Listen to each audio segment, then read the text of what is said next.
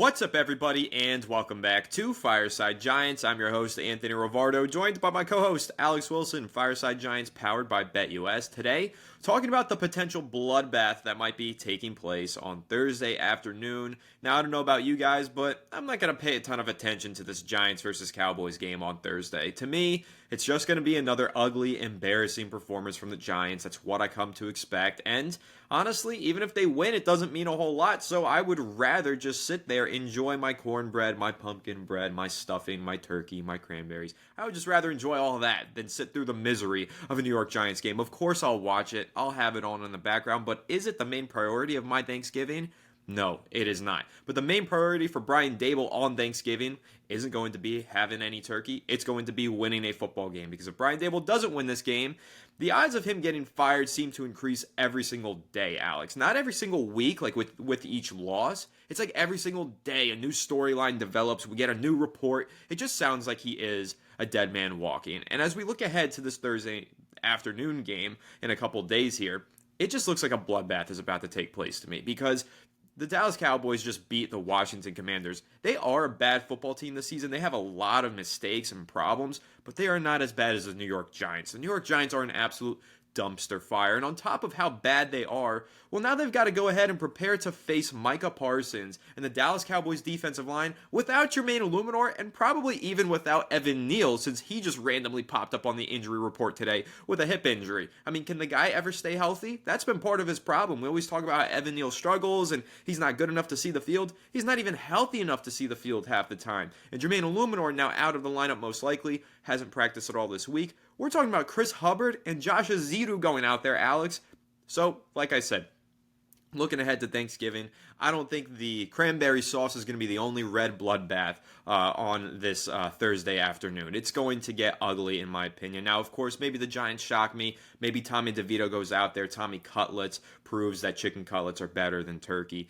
Maybe that's possible, but at the end of the day, with this offensive line going up against this Cowboys team that's red hot coming off of a thrilling win on the road, I am not looking forward to watching this one on Thursday. Alex, how are you feeling? Looking forward more to the turkey and the stuffing or watching the New York Giants get stuffed on the goal line? Talk about murder. 100 million turkeys and the New York Giants are getting murdered on Thursday. It's going to be a crazy turn of events to watch. Tommy DeVito has a sore arm, by the way. They don't even know if he's going to start against that Dallas defensive front with Micah Parsons, DeMarcus Lawrence. I mean, hey guys, we're gonna watch something ugly. It's gonna be real ugly. I am not gonna have the TV turned up. It'll be on mute, that's for sure. It'll be in the background, and it'll be there for everyone to watch if they want to be depressed. And I'll probably peek an eye over every now and then while I'm enjoying some food, and that'll be about it. I don't know if I want to watch this game. Of course, I'll end up watching it because I hate myself, but that's just kind of how we do things in Giants land these days. We torture ourselves, but look, this Giants team, we went over it for 45 minutes yesterday. They are done. They're cooked. The locker room's already imploded. If they lose again, what more is there to say? The players at this point, they've already said it. The Neighbors is calling out Brian Daboll. Guys are calling each other soft as F.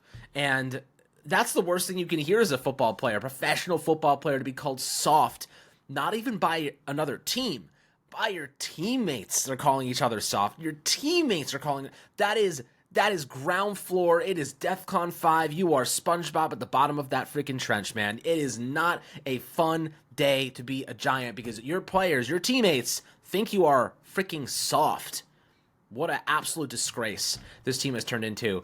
Like I said yesterday, there's no coming back from this for Joe Schoen and Brian Daboll. I understand that they are still going through the motions. I understand Joe Schoen's still scouting quarterbacks. And, Anthony, you want to hear something kind of funny? So this morning I was reading, I texted Anthony about a new thing that dropped regarding Shedeur Sanders, Cam Ward, like kind of the quarterbacks in this class. And according to Jordan Reed of ESPN, he said that apparently an NFC assistant GM said about Sanders, quote, "He's been the best of the bunch to me, and I've been impressed by his growth this year. The on-field demeanor has been contagious so far, and the results have shown on that team this year." Well, apparently to another scout, somebody who kind of was able to look through the tea leaves, that assistant GM was Brandon Brown of the Giants. So The Giants are clearly in love with Shedeur Sanders. They've sent scouts beyond your wildest dreams to his practices. They've been in the stadium to already see him. Joe Shane has already been there to see him. They have scouts now watching Cam Ward, but the attention is sorely on Shedeur Sanders, and I can tell you right now, the Giants are probably going to be in a position to draft him because they are not winning another game this season. The way they played against the Buccaneers, the white flag has been waved. It is planted in the sand, and the Giants have said, sayonara, we'll see you next year. The players are checked out. They're not putting in effort. Why would they? I don't blame them at this point. If not for pride, what else is there? But, this is kind of the situation the Giants find themselves in. Can John Mara let Brandon Brown, Joe Shane, and Brian Dable pick their next quarterback?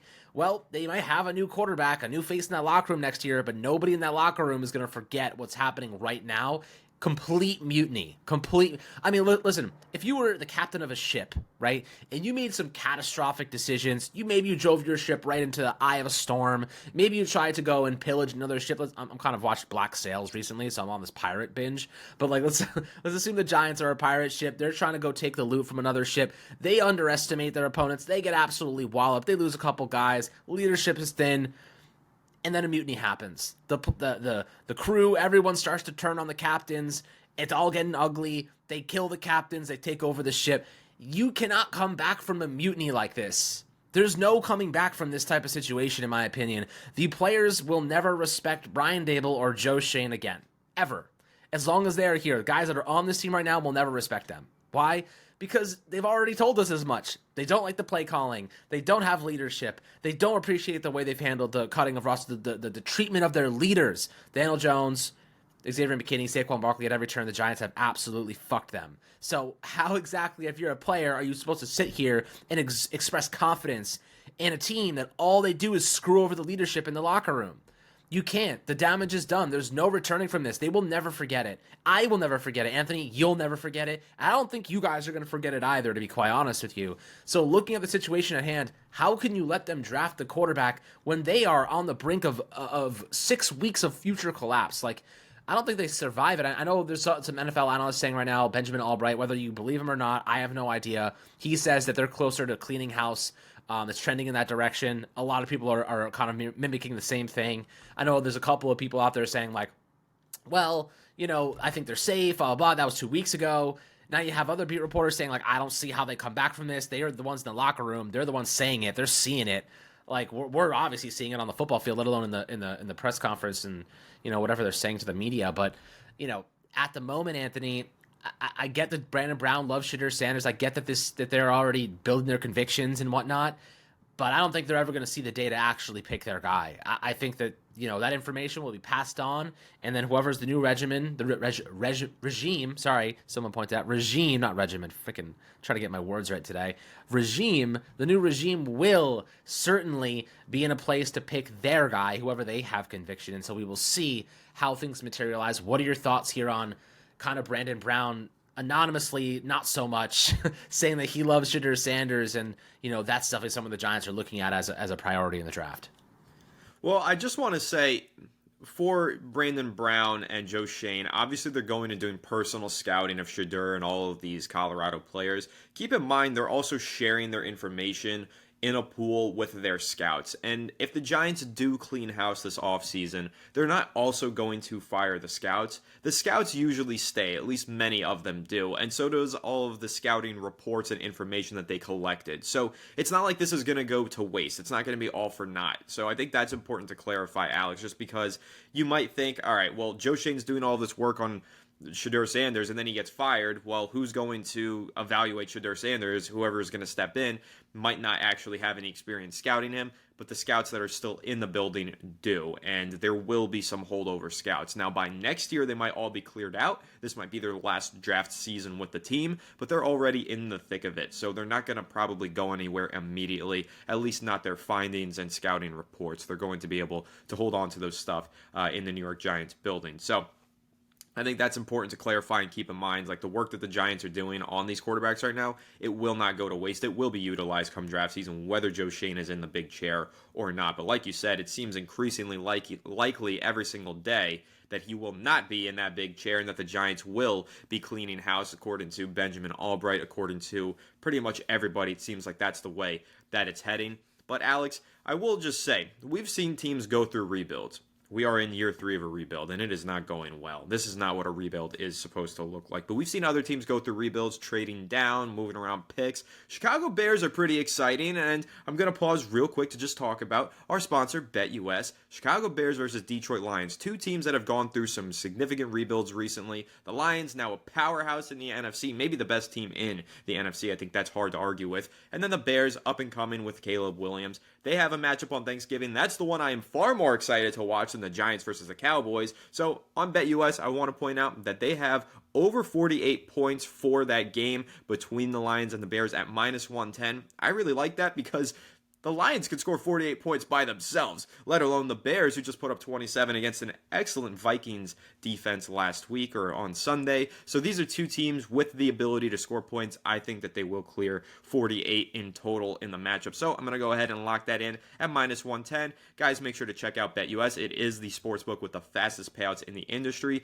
Use code YouTube150 for a 150% deposit match on your deposit up to $2,000. Make sure to go ahead and check it out. But back to our pitiful New York Giants, Alex.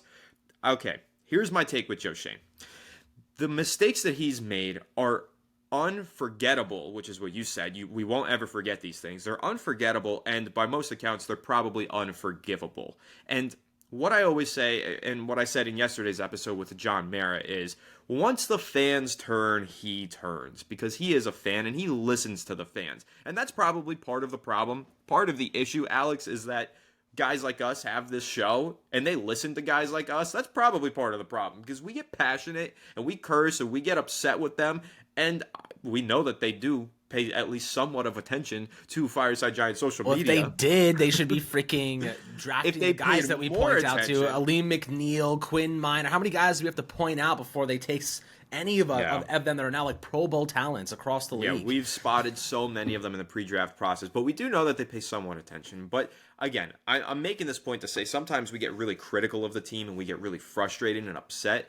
And once we get really loud with that, and I'm not saying just us, I'm talking about Giants fans in general. Once the Giants fans get really loud and critical, that's when John Merritt, he starts to really hear it, and he starts to see it, because he goes to every Giants game. He goes to MetLife Stadium, he sits up in his box, and he looks down at all of the stands in MetLife, and he sees empty section. I was going to say empty seat, empty sections of the stadium. And he thinks to himself, man, the fans have turned not only on the players, but on the coaching staff, and definitely once it gets up to the front office, that's when he decides to clean house. That's what happened in 2017. Jerry Reese, people finally turned on him. After years and years of sustained success, he finally made some mistakes. The roster collapsed, and fans pointed towards him. They said, why did he sign this guy? Why did he draft that guy? Jerry Reese needs to go, and eventually he went. Now, you could argue that he probably should have gone. He wasn't as great of a GM as he used to be. But again,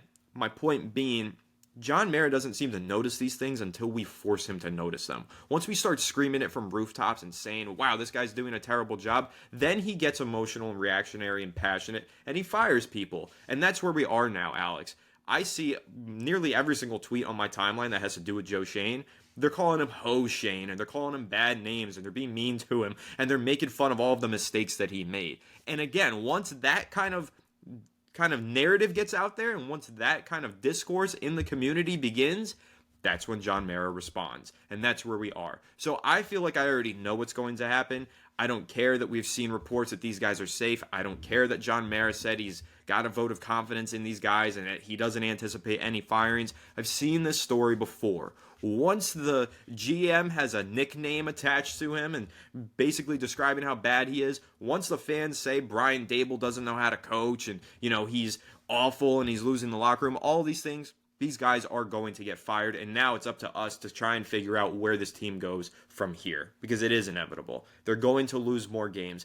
Hell, they might lose out. And you know what that would mean, Alex? A 12-game losing streak to finish the season. That would be historic. That would probably make the Giants the worst team that they've ever had in franchise history in 2024. Mind you, the 100th year of the franchise. And if you don't think that holds weight and significance to John Mara, well, you are mistaken, because he cares about tradition. He cares about legacy. And the Giants are in a 100th season. This was supposed to be a legacy year for them, and they've completely shit the bed and embarrassed themselves. And I don't know if Alex is laughing at that or something else, but you know what? It is something that you can laugh at. The fact that the Giants are this bad in year 100, it's something that you laugh at, but you laugh in pain, in my opinion. But here we are, Alex.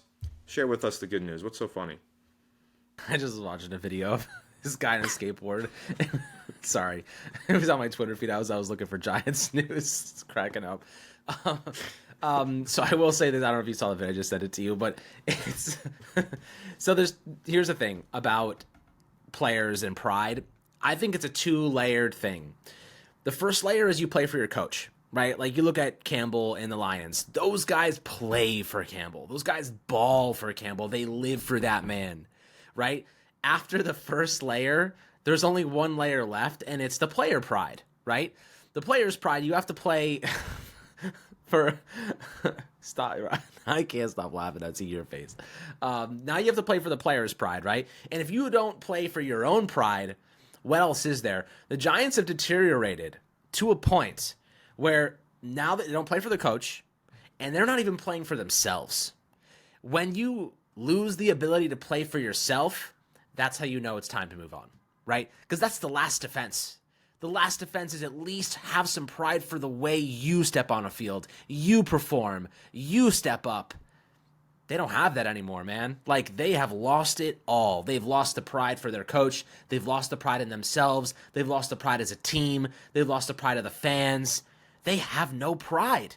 And that is a fireable offense for the coaching staff because you cannot let grown men give up on themselves. And the Giants just imploded. They not only have given up on themselves, they've given up on their teammates, and they're blaming each other. They're blaming coaches. They're blaming everybody but the quarter. You know what I mean? This is what full catastrophic defeat looks like. You cannot return from this. You can't. Like, the second the Giants lose 3 games in a row in the future and Brian Daboll and Joe Schoen are still there, the players are going to revert to worst case scenario faster the next time. The next time something like this happens, they'll cough it up and give in before they even get to this point where they're 2-9 now, 4-game losing streak. They will give up before this. You know what I mean? So, like, if you're John Mara, you have to look at your players and you have to side with your players. Screw the fans. Screw the coaches.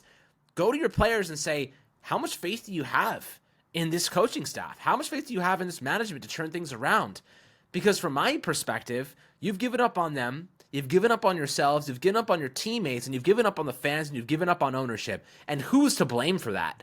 You know what I mean? Who's to blame for that? It has to be the front office and the coaching staff. It has to be. There's no other option. So in the past, we may have blamed Jerry Reese. In the past, we may have blamed Pat Shurmur or Joe Judge or Dave Gettleman. Now we blame everybody. Everybody's to blame. Obviously Brian Daboll, Joe Schoen, the whole coaching staff, everyone is to blame. And, I kind of want to talk about for a second just the failure to construct one unit that we knew had to be addressed. That was the offensive line.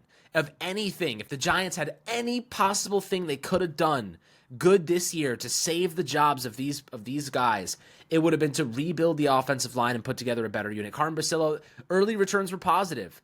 But listen, Anthony, a lot of teams lose players in the offensive line. We lost Andrew Thomas, our left tackle, right? Yes, that definitely hurts our efficiency. Yes, everything should struggle after that, but not to the degree that it has. Like, this line has fallen apart at the seams, and we only lost one guy. We lost one guy. And everything on the offensive line hit DEFCON 5. You know what I mean? Like, that's a sign that you don't have enough depth. It's a sign that you can't develop talent. Is it a sign that you don't spend in free agency properly at times? Greg Van Roten's fine. John Runnion's good. JMS has struggled. Jermaine Illuminator's been great, but he's not playing at his position right now. Evan Neal is clearly still a bust. That's why I said after the Carolina game, watch until he goes up against a good pass rush. He got absolutely killed against the Bucs. Killed. He wasn't even like putting on a reasonable, competent performance. He was absolutely destroyed. Now he has a hip injury and he can't stay healthy. And Jermaine Illuminator's playing left tackle, despite the fact he's barely ever played that position before. This is the same thing. Like, you're moving guys around. You don't have any depth. That's on Joe Schoen, guys. And that's on our offensive line failure to develop players. And that's a coaching problem. You know what I mean? Like, You can't develop guys. You can't build out depth. You can't allocate resources properly. It's a full roster collapse. The blame, it's coaching. It was Joe Shane, rather Joe Judge, not Joe Judge, Joe Shane. Yes, correct the first time. Brian Dable, Daniel Jones. Everybody was to blame. Unfortunately, there's no way back from this. So, this upcoming Thursday, 2 days from now, when Tommy DeVito and his sore throwing arm walks out onto that field, and Jermaine Illuminor is not able to play because he's hurt. Evan Neal's playing injured. You're going to watch Tommy DeVito get killed, guys. You're going to watch that man cooked to roasted turkey. They're going to be serving him after the end of the game. That's how cooked he's going to be. You know what I mean? Like, this is what we're looking at right now. Like, Tommy DeVito is going to get hurt. He's taking big hits. He doesn't throw the ball fast enough, and no one's open to begin with because guys are just not putting in effort anymore. And then Drew Lock's going to step in and get killed. And then Tim Boyle will be our quarterback before you know it. Look, if they get bodied on Thanksgiving, we're talking Doomsday, Anthony. They're going to fire wholesale. Like, they're going to fire everybody. I don't think we know one thing about John Mara. It's losing in prime time to Dallas that ends up being the nail in the coffin. It always is. This is going to be another one of those times, in my opinion. And, there's a lot of time for him to make that decision and a lot of the time for the Giants to make that transition as well because, we saw during the bye week, the Giants decided that's when they were going to wait to bench and release Daniel Jones because they had 2 full weeks to figure it out and decide who's going to be the starter and how they're going to handle the situation. Similar story here. The Giants don't get a bye week after Thanksgiving, but they get a pseudo bye week. They play on Thursday, so they have all of that extra time until next Sunday to go ahead and play again. So that gives them a lot of time to clean house and reset things if that's what they choose to do. Promote an interim general manager, which would likely be Brandon Brown. Promote an interim head coach, which would probably be maybe Mike Kafka, maybe Shane Bowen, who knows. It would be somebody on the coaching staff.